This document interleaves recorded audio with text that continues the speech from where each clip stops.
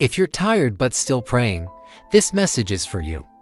There are moments when quitting just feels reasonable. When stopping would make perfect sense. When giving up feels like it would finally bring relief. But here's what most people never get to see: something powerful is happening in the spirit when you refuse to quit. Even when nothing seems to be changing on the outside. Even when the answers are delayed. Even when your strength is running low. Today, I want to reveal what happens in the unseen realm when you keep going, why your persistence actually moves heaven, and why so many breakthroughs happen right after people feel like they can't go on. Stay with me, because what you're about to hear could explain why you are so much closer to your breakthrough than you think. Giving up doesn't happen all at once. It creeps in slowly. It often starts with a series of unanswered prayers or repeated delays that just wear you down. It's that deep emotional exhaustion that settles in. You don't necessarily stop believing in God, but you stop expecting Him to move, and the enemy knows this. The goal isn't to shatter your faith in an instant, but to erode it over time, to wear it down gradually until you just don't have the energy to hope anymore. This is precisely why endurance, why simply holding on, matters so much. Think of it like this: your faith is a muscle. When it's not challenged, it doesn't grow. But when it's put under pressure, when it has to push against resistance, it becomes stronger. The temptation to quit is actually part of the process. It's the point where your faith is tested, and where it has the opportunity to deepen. It's easy to have faith when everything is going well, when prayers are answered quickly. But the real test, the one that forges an unbreakable trust, comes in the silence. It's in the waiting, in the long seasons where you have to choose to believe God has promises over what your eyes can see. This is where your faith transitions from being a feeling into a firm decision. So what is actually happening in the spirit when you persist through that weariness? First, resistance in the spirit begins to break. Every single act of obedience, every prayer you whisper when you feel like you have nothing left, pushes against a spiritual resistance that you cannot see. Your persistence weakens the spiritual opposition arrayed against you. What feels like you're doing nothing is actually applying immense pressure in the unseen realm. Imagine a massive stone door. One push does nothing, 2 pushes do nothing, but 100 consistent pushes will eventually create a crack, and continued pressure will swing it wide open. That's what your persistence is doing. Second, heaven takes note of your consistency. God responds not only to the intensity of your prayers, but to the consistency of them. Anyone can pray once with passion when a crisis hits. But very few people will pray through the silence, through the waiting, through the disappointment. Your persistence sends a powerful signal to heaven. It says, "I trust you, even when I don't see you. I believe your word, even when my circumstances contradict it." That kind of trust is precious to God.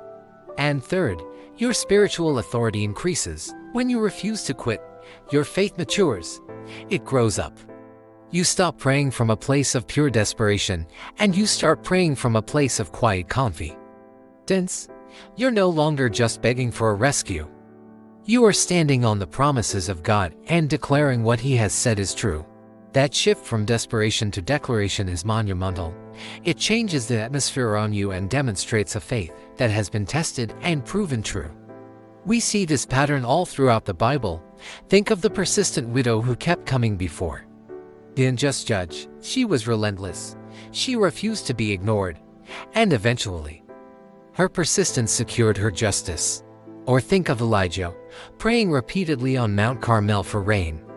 It didn't happen after the first prayer, or the second. He had to send his servant to look for a cloud 7 times.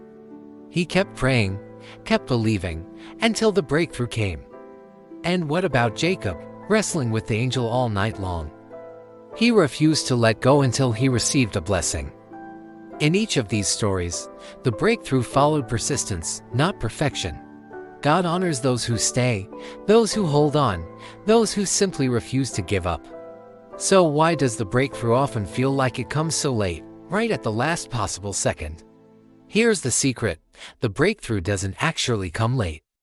It comes at the precise moment when quitting was a very real and tempting option. That's the moment when faith is truly proven. It's easy to believe when the finish line is in sight, but can you believe when you can't even see the path ahead? So many people stop one prayer too early. They give up one season too soon. They fall one act of obedience short of their miracle. But staying in the fight, choosing to believe one more day, releases movement in the spirit. Your last-minute breakthrough was timed perfectly to prove the quality of your faith. So how do you keep going when you're just so tired? The key is not to rely on your emotions. Emotions are fickle, they come and go. Instead, you have to rely on discipline. Pray even when it feels empty. Read your Bible even when the words feel dry. Obey even when it feels pointless. This isn't about being fake, it's about being faithful. Consistency in the small things creates spiritual momentum. Each act of disciplined faith is like putting another log on the fire. It may not roar to life immediately, but you are building a blaze that will eventually light up the darkness. Before you leave, hear this. Your persistence is not being ignored. Your prayers are not wasted. Your endurance is not unnoticed by God. But there is one final truth that many people don't understand. After persistence often comes increased resistance.